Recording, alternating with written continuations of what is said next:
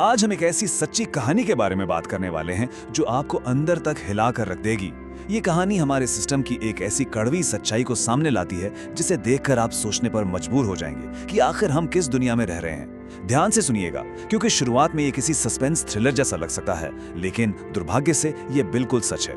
जरा इमेजिन कीजिए, एक आदमी अकेले तपती धूप में 3 किलोमीटर पैदल चल रहा है। उसके कंधे पर एक सफेद रंग का बोरा है, लेकिन उस बोरे में कोई राशन या कपड़े नहीं है।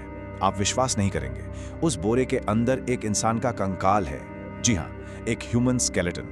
पसीने में लथपथ वो आदमी बिना रुके चलता जा रहा है, और पता है कहाँ? सीधा एक बैंक की तरफ। अब आप सोच रहे होंगे, आखिर क्यों उसने ये खौफनाक कदम उठाया? क्यों? जवाब सुनकर आप दंग रह जाएंगे। ये सब उसने किया सिर्फ और सिर्फ बैंक में फंसे हुए अपने 19,300 रुपए निकलवाने के लिए। जी हाँ, सिर्फ 19,300 रुपए के लिए। एक इतनी छोटी सी रकम के लिए हमारे सिस्टम ने उसे इतना बड़ा और दर्दनाक कदम उठाने पर मजबूर कर दिया। तो आखिर ये आदमी है कौन? आइए जानते हैं जीतू मुंडा के बारे में। इनकी बेबसी को समझना यहाँ बहुत जरूरी है। जीतू ओडिशा के केओंझर डिस्ट्रिक्ट के रहने वाले एक 55 साल के आदिवासी हैं। वो बिल्कुल अनपढ़ हैं। इनकी एक बहन थी काकरा मुंडा, जिनकी 2 महीने पहले ही मौत हो चुकी थी। काकरा के पति और बच्चे पहले ही इस दुनिया से जा चुके थे, यानी अब जीतू ही अपनी बहन का आखिरी जिंदा रिश्तेदार बचा था। एकदम अकेला इंसान जिसका इस दुनिया में और कोई नहीं था। लेकिन जब जीतू अपनी बहन के पैसे निकलवाने बैंक गया तो उसे एक ऐसी अदृश्य दीवार का सामना करना पड़ा जिसे हम द ब्यूरोक्रेटिक वॉल कहते हैं। यहाँ देखिए कि सिस्टम और आम इंसान की हकीकत में कितना बड़ा गैप है। बैंक की स्ट्रिक्टली डिमांड थी कि या तो खाता धारक को खुद लेकर आइए या फिर एक ऑफिशियल डेथ सर्टिफिकेट जमा कीजिए। आप जीतू की रियलिटी देखिए।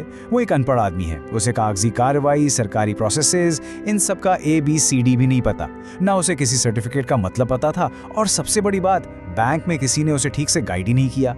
उस बेचारे ने अपने पैसे निकलवाने के लिए बैंक के न जाने कितने चक्कर लगाए, लेकिन हर बार, जी हाँ, हर एक बार उसे खाली हाथ और मायूस लौटना पड़ा। बैंक अधिकारी लगातार उन्हीं इम्पॉसिबल डॉक्यूमेंट्स की मांग करते रहे। उनका बस एक ही रट था, या तो उस मरी हुई औरत को लेकर आओ या डेथ सर्टिफिकेट लाओ। एक अनपढ़ आदमी को बार बार ऐसे ठुकराया जाना उसके दिमाग पर बहुत गहरा असर डाल रहा था। और इसके बाद जो हुआ, उसने एक the final proof of death लाया। एक ऐसा कदम जो किसी ने सपने में भी नहीं सोचा था। जब किसी ने उसकी मदद नहीं की, किसी ने सीधा रास्ता नहीं दिखाया, तो जीतू के दिमाग में अपनी ही एक ट्रैजिक लॉजिक बन गई।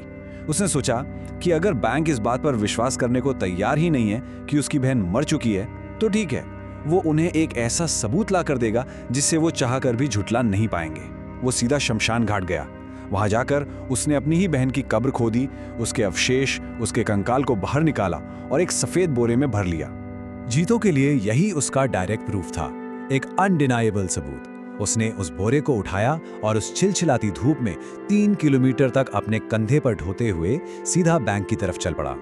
उसे पूरी तरह से लग रहा था कि बैंक की कठोर शर्तों को पूरा करने का और उन्हें यकीन दिलाने का अब दुनिया में सिर्फ यही एक तरीका बचा है।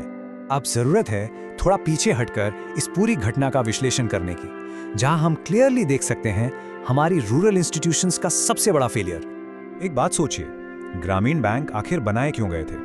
ये बैंक स्पेसिफिकली इसीलिए एस्टैब्लिश किए गए थे ताकि गांव के गरीब, अनपढ़ और आदिवासी लोगों तक आसानी से बैंकिंग सुविधाएं पहुंच सके। इनका कोर मकसद ही यही था कि जो लोग शहरों के कॉम्प्लेक्स रूल्स नहीं समझते, उन्हें इनकी आसान भाषा में समझाया जाए और सिस्टम का हिस्सा बनाया जाए। पर इस केस में क्या हुआ? एजुकेटेड बैंक स्टाफ अपने सबसे वल्नरेबल कस्टमर को सीधी और सरल भाषा में इतना सा भी नहीं समझा पाया कि भैया आप परेशान मत हो, बस लोकल तहसील चले जाओ या अपने गांव के सरपंच से मिल लो, आपका काम हो जाएगा। उन्होंने एक ऐसे भाई को जो अभी अभी अपनी बहन के गुजर जाने के लम्ब में डूबा था, एक बेसिक ह्यूमन एम्पैथी दिखाने की जरूरत तक नहीं समझी। और दोस्तों, यही पूरी सच्चाई हमारे सामने एक बहुत ही डरावना और चुभने वाला सवाल छोड़ जाती है।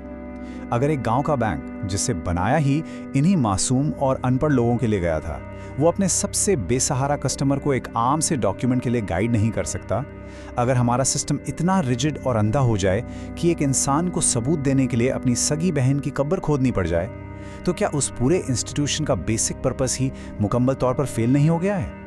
ये एक ऐसा सवाल है जिस पर हम सबको सोचना पड़ेगा।